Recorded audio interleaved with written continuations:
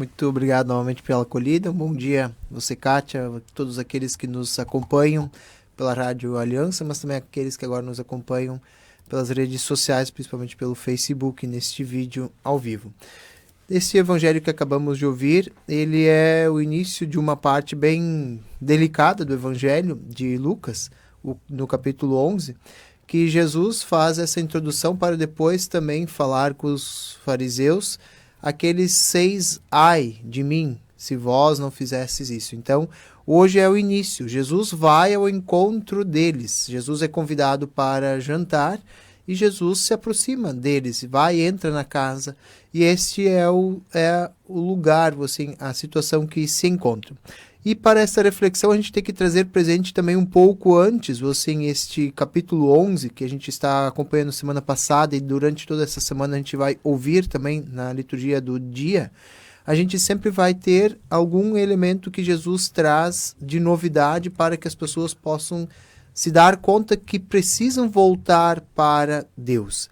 E assim a gente vai olhar que no evangelho de ontem, segunda-feira, Jesus se apresenta ou apresenta-se com esse sinal de Jonas, ou que ele é maior que esse sinal de Jonas.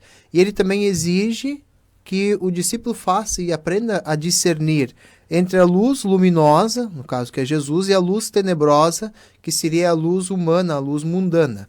E aí ele também critica hoje nesse evangelho a falsa justiça dos fariseus, como nós acabamos de ouvir, para depois criticar nos outros textos que a gente vai ouvir essa semana, a falsa sabedoria dos doutores da lei.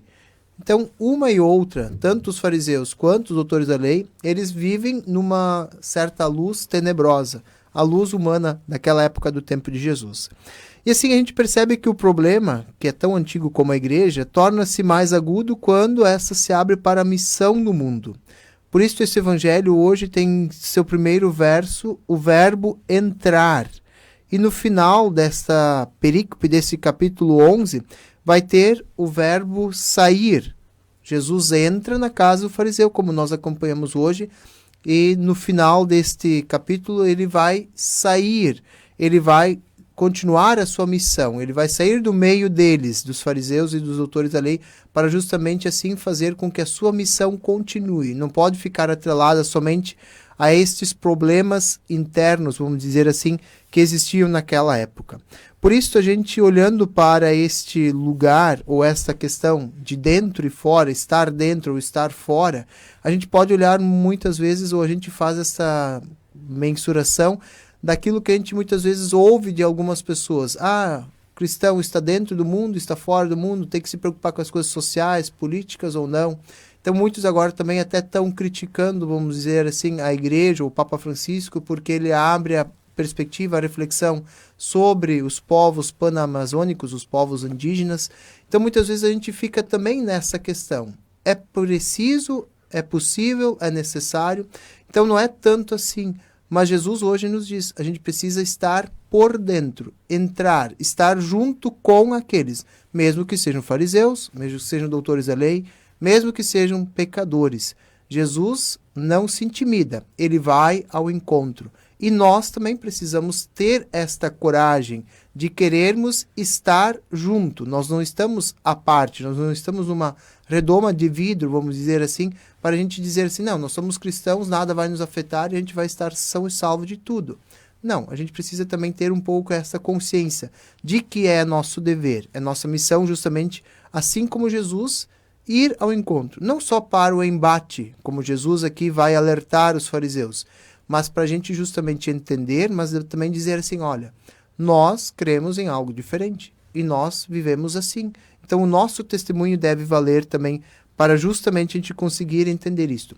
Se a gente for olhar no Evangelho de Lucas, no capítulo 9 já aparece também esses dois verbos, entrar e sair, dentro e fora, quando Jesus faz o discurso missionário aos 12 discípulos. E depois no capítulo 10 de novo aparece esses dois verbos, quando Jesus faz o discurso missionário aos 72.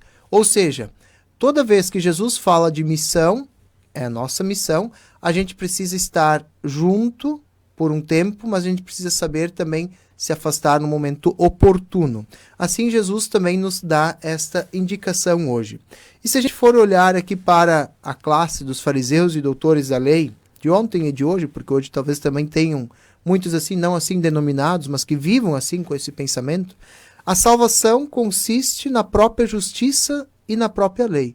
Para eles, só basta a sua justiça, a sua lei. O que está determinado, o que está escrito, para eles é o que é a lei suprema. Se a gente for olhar um exemplo de alguém que viveu uma conversão diferente, que saiu desse certo farisaísmo, desse momento de viver como os doutores da lei, nós vamos olhar para a figura de Paulo.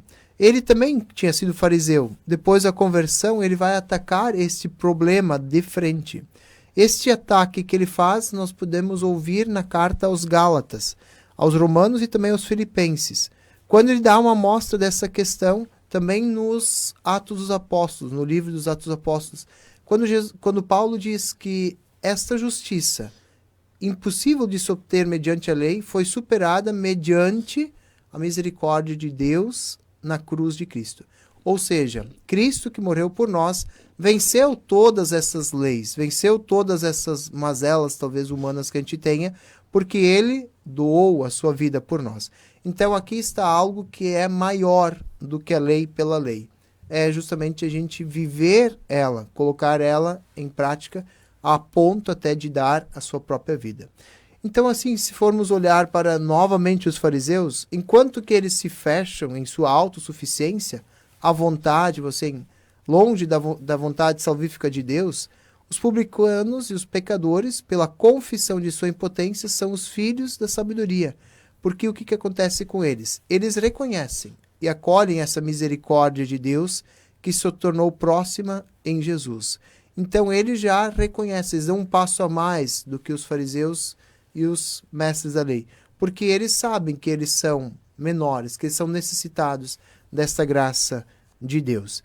Então se a gente for olhar adiante desses ai de mim, que a gente vai olhar nos próximos dias, eles vão ser também um momento assim da gente se dar conta, olha, a gente muitas vezes também está fazendo isto que Jesus comprometeu, ou assim ele pediu para também os fariseus fazerem. Nós somos muitos também desses que precisam ser chamados a atenção, ou então puxados à orelha, para a gente mudar a nossa vida também. E como a gente vai mudar? É justamente olhar para o antídoto que Jesus coloca para esses ai de vós, que são justamente as bem-aventuranças. Então essas bem-aventuranças, quem consegue entendê-las e vivê-las na sua vida, certamente a gente consegue dar um passo a mais na nossa vida. Voltando, na verdade, de novo para a história de Paulo, a gente percebe que ele é do tipo de fariseu e escriba que cumpriu a passagem da justiça da lei, a justificação de Deus pela fé e também pela graça da misericórdia do Pai, aproximada de nós definitivamente em Jesus. Aquela história de cair do cavalo faz também com que a gente justamente possa perceber, como Paulo, de que nós não somos tudo aquilo que nós imaginamos que sejamos, mas que a gente precisa justamente desta graça de Deus. Precisamos desta ajuda de Jesus para que Ele nos dê também a direção, o caminho.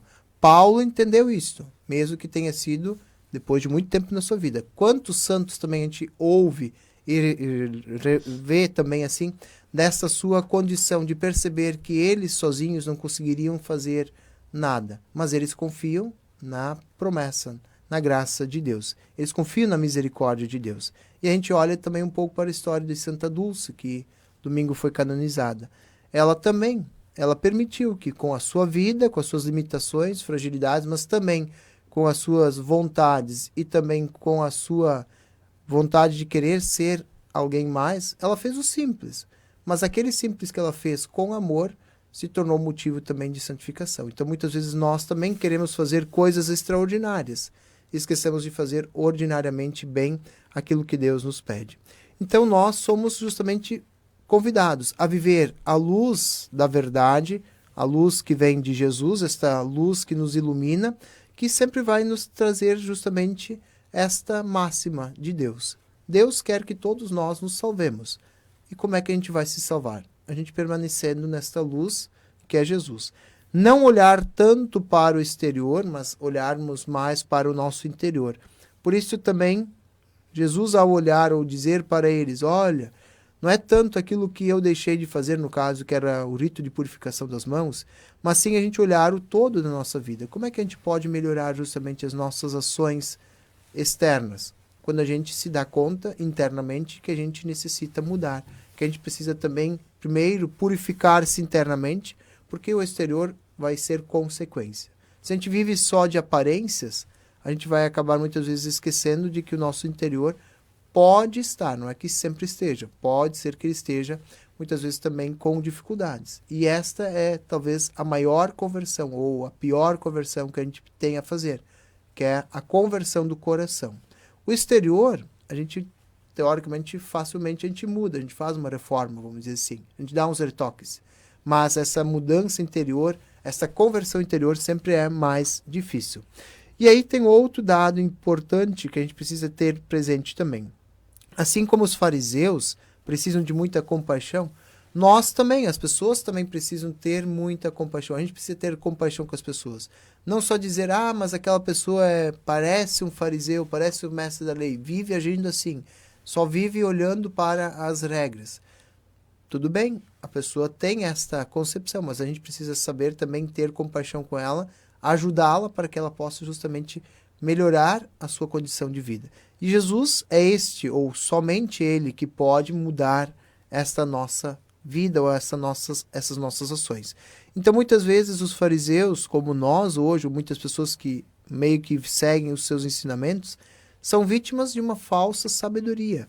Enganados pela serpente, os seres humanos muitas vezes pensam também possuir a verdadeira sabedoria, que na verdade é falsa e tão difundida como a nossa ignorância de Deus.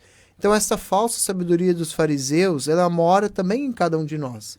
E dentro de nossa casa, muitas vezes, responde por todos os males do mundo, com uma simples palavrinha, uma simples frase. Eu sei. Parece que quando a gente fala isto, a gente está usando da mesma terminologia dos fariseus. Mas Jesus entrou aqui e não lavou as suas mãos. Ele deveria ter lavado as mãos, que era o rito de purificação. E aí, muitas vezes, nós também, na nossa vontade, nós também, muitas vezes, nos achamos autossuficientes. Continuamos, vamos assim, fazendo o mesmo pecado, talvez, dos fariseus hoje em dia. E o que a gente pode fazer e deve fazer para vencer isto? Justamente rezar, continuar pedindo também na nossa oração aquilo que talvez no rito oriental muitas vezes eles usam, que é a oração de Jesus, que é como que a súplica do cego e do publicano. Jesus, Filho de Deus, tem piedade de mim, pecador. Então a gente reconhecer que Jesus é aquele que pode nos ajudar e também a gente se reconhecer pecador. Mudar um pouco esta concepção do eu sei, da minha autossuficiência, mas colocar em Jesus esta nossa condição de que somos pecadores, mas que sabemos que tem alguém justamente que pode nos ajudar, que nos ajuda, que quer a nossa salvação, desde que a gente se abra à sua vontade. E como é que a gente vai ouvir Jesus? Como é que a gente vai fazer a vontade de Jesus que nos envia em missão? É justamente a partir da oração. Por isso que a gente, se olharmos para os dois santos, ou assim, padroeiros das missões desse mês, uma, Santa Teresinha do Menino Jesus, que celebramos no dia 1º, ela era alguém que não saiu do Carmelo, alguém que rezou.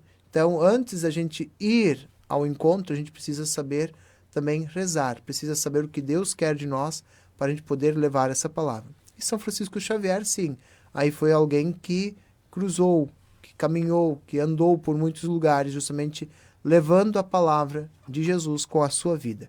Então nós precisamos ter essa questão da oração e sempre se colocar justamente diante desse mistério.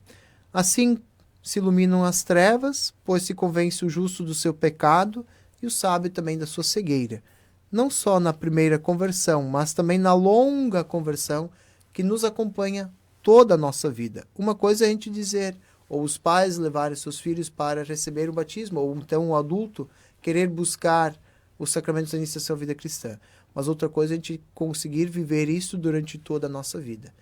Algumas vezes vamos cair, sim, mas a gente precisa ter essa concepção de que a gente pode, a gente deve, a gente precisa buscar sempre mais esta palavra de Jesus que ilumina a nossa vida.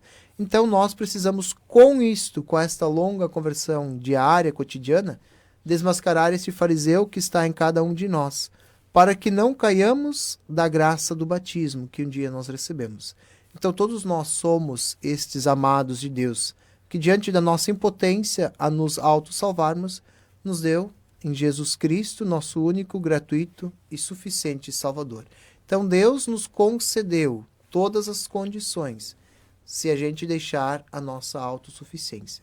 Então, quando a gente deixar o nosso modo fariseu de agir e a gente justamente conseguir viver pelo amor. É isso que Jesus nos ensina, para que a gente possa ser esta luz ou viver nesta luz que é Ele próprio. Então, nesse dia, a gente quer também, assim, finalizando essa reflexão, também parabenizar todos os professores, professoras, que também muitas vezes, assim, por amor, justamente fazem com que a gente possa também entrar um pouco mais, ou sair um pouco mais de nós mesmos, para assim entender o outro e entender também a sociedade e tantas outras coisas que a gente necessita para a gente poder crescer na nossa vida, primeiramente natural, humana, mas também assim muitos professores assim que por amor se dedicam, se doam para que justamente a humanidade assim não pereça na sua autossuficiência. Então toda vez que a gente ensina, que a gente se doa, que a gente educa alguém, a gente está deixando um pouco de nós para justamente o outro ser um pouco mais gente.